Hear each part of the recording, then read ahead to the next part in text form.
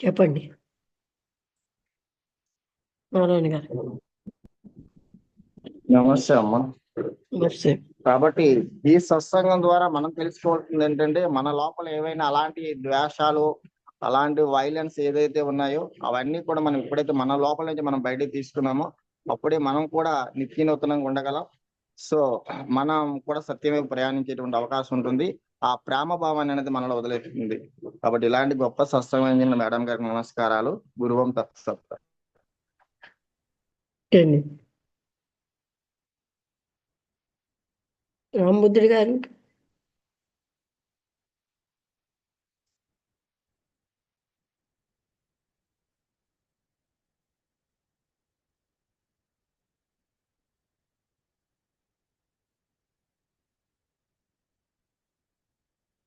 అమ్మ, అందరికి నమస్కారం.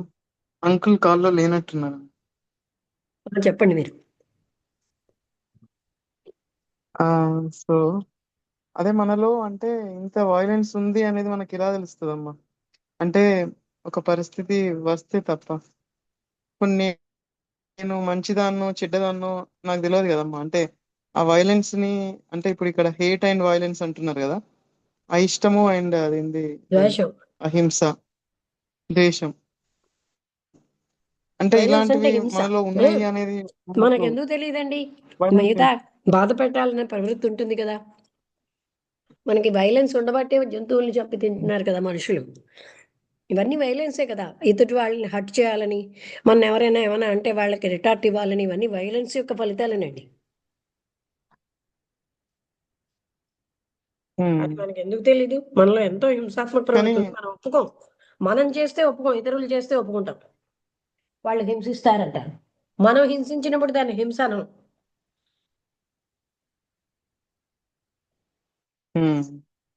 మనకి చాలా ఉందని మనకి తెలుసు.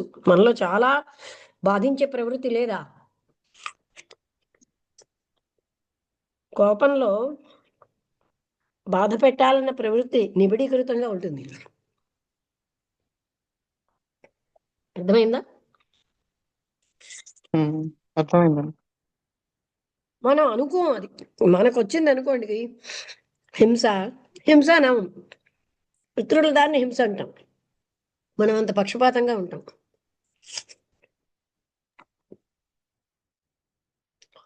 అంటే అర్థమైందా? మన్ని మనం మంచి సేఫ్ జోన్ లో పెట్టుకుంటాం.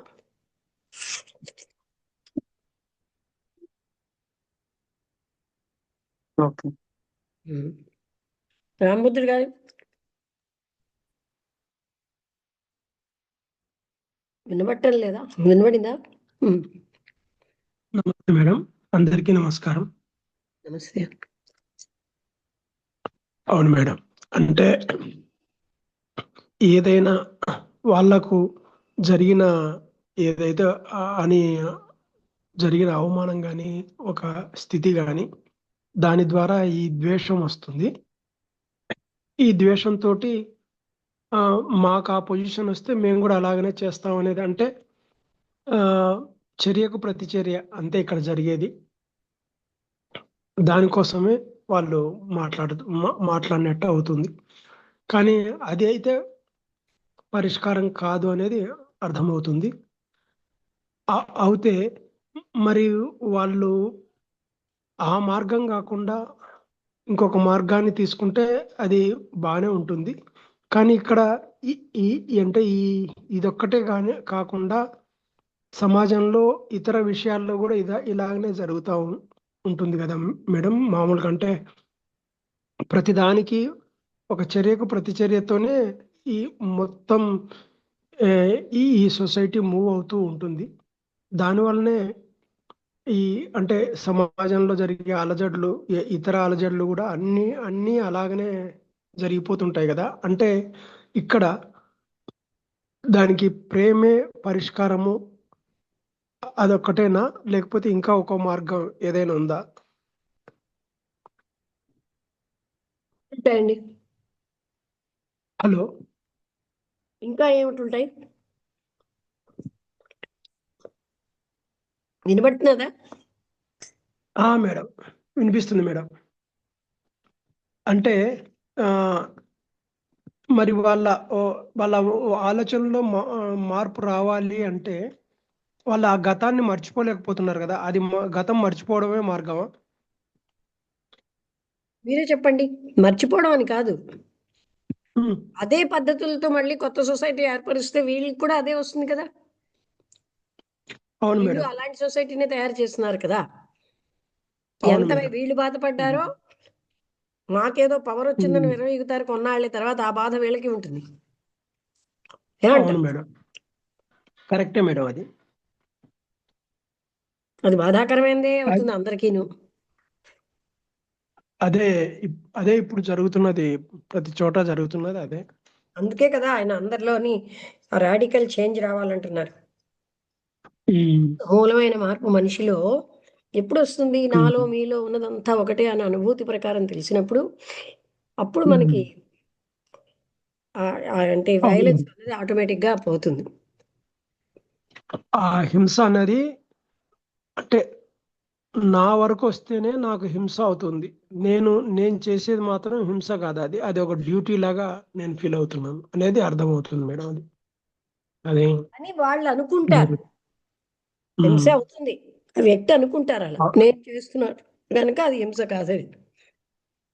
అవును మేడం, అదే జరుగుతుంది. హింస హింసే. హింసతోటి, ద్వేషంతోటి ఆరంభమైన సొసైటీ హింసాత్మకంగానే ఉంటుంది. అవును మేడం. వాళ్ళు కాకపోతే ఇప్పుడు నేను రాజు అంటాను. అరే ఆ పవర్ మళ్ళీ అక్కడ ఉన్నది కదా, పవర్ కోసం. అది నెమ్మదిగా అతనికి అది అర్థమైంది. నేను అసలు ఇది వినాలనుకోలేదు ఉమ్, కానీ వింటున్నాను, దానికి నేను సిగ్గుపడటం లేదు అన్నారు కదా. ఉమ్, ఆయనకి అవగాహన అవడం మొదలెట్టింది. అంటే అవును. మీరు అప్పుడు ఏమి కొత్త సొసైటీ ఏమి స్టార్ట్ చేయరు, అదే రకం సొసైటీ స్టార్ట్ చేస్తారని చెప్పారు.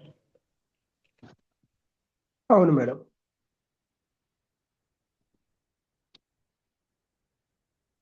ఇప్పుడు జరుగుతున్నది ఏంటంటే, వాళ్ళకున్న తెలివి ఆ అది మీరు తీసుకోలేరు కదా. అవును మేడం.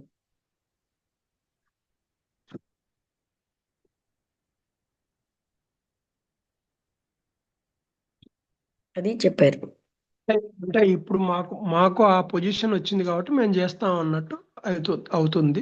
అది వచ్చిందని పరిష్కారం కాదు, అయితే కాదండి. మేము అలాగా హింసతో అవన్నీ మేము పట్టించుకోం. హింస అయినా ద్వేషమైనా వాటితో సంబంధం లేదు. మేము కొత్త సొసైటీ స్థాపిస్తాం. మేము పవర్, అంటే ఇది మీరు పవర్ కోసమే కదా కోరుతున్నది అన్నట్టుగా చూపెట్టారు.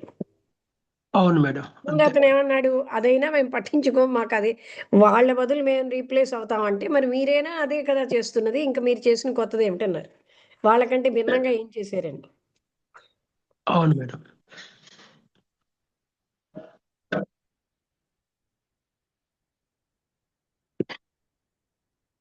భానుమతి గారు ఏమైనా మాట్లాడతారా?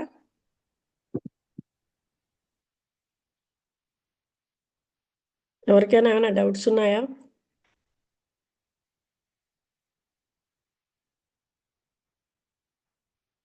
మనం ఏంటనుకుంటామంటే, మనకి ఆ, చెప్పండి.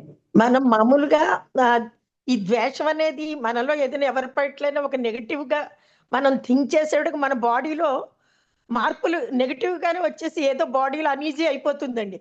అదే మనం ప్రేమగా పాజిటివ్ గా ఆలోచించినప్పుడు మన బాడీ ప్రశాంతంగా ఉంటుంది. అది ఎవరికెవరం అబ్జర్వ్ చేసుకుంటూ ఉండాలి. అంటే ఇక్కడ ఆయన చెప్పింది, నువ్వు అవతల బ్రాహ్మణ్ వాళ్ళు క్రూరత్వంగా ఉన్నారని మీరు కూడా మళ్ళీ అలాగే ఉంటారు అన్నట్టుగా చెప్పారు. అది కరెక్ట్ కాదు అన్నట్టుగా చెప్పారండి ఆయన. కరెక్ట్ కాదు అని కాదు, మరి మీరేమో కొత్తగా సొసైటీ తయారు చేస్తున్నారు, మీరు ఇప్పుడు అదే మీరేం రకమైన కొత్తగా సొసైటీ తయారు చేస్తారని. అది. అలాగే హింస, ద్వేషం మీద ఆధారపడ్డది ఎప్పుడు హింసాత్మకంగానే ఉంటుంది. అవునండి, అవునవును. అది నిజమే. ఒక 5 నిమిషాలు కాదు, ఒక సెకండ్ కోపం ఉన్నా, పగ ఉన్నా, ద్వేషం ఉన్నా ఆ వ్యక్తికి హాని. అబ్జర్వ్ చేస్తూ ఉంటామండి. ఎప్పుడైనా మనకి ఏదైనా నెగిటివ్ థింకింగ్స్ వచ్చినప్పుడు బ్రెయిన్ బాడీ అంత వేరేగా అయిపోతుంది.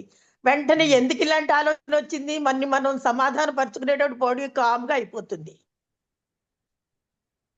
ప్రేమ ఒక్కటే అలా చేస్తుంది తప్ప అదే. ప్రేమ లేనప్పుడు అది జరగదు. 100% మేడం. పాజిటివ్ థింకింగ్ ప్రేమ పాజిటివ్ థింకింగ్ ఎక్కడి నుంచి వస్తుంది? మీకు నెగటివిటీ ప్రేమలోంచే ఫేస్ వస్తుంది. చేస్తూ ఉంటే ప్రేమ ఉంటే కానీ రాదు.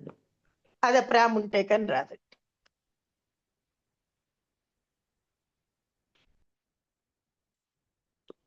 ఓకే. అయితే ఇంకెవరికైనా డౌట్స్ ఉన్నాయా?